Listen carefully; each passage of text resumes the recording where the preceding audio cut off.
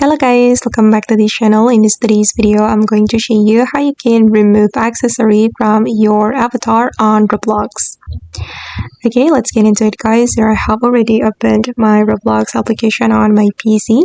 And first of all, we need to go to the avatar menu. It's right here.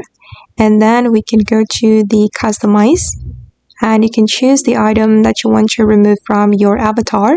For example guys, I'm going to remove this hat, so I'm going to go to the accessories category, and then we can uncheck the accessory, and then the accessory will be removed. As you can see that this accessory has been removed from my avatar. And if you want to apply the accessory again, just click on it, and if you want to remove, uncheck it like this. That's so simple. Go to the customize and then choose the item that you want to remove.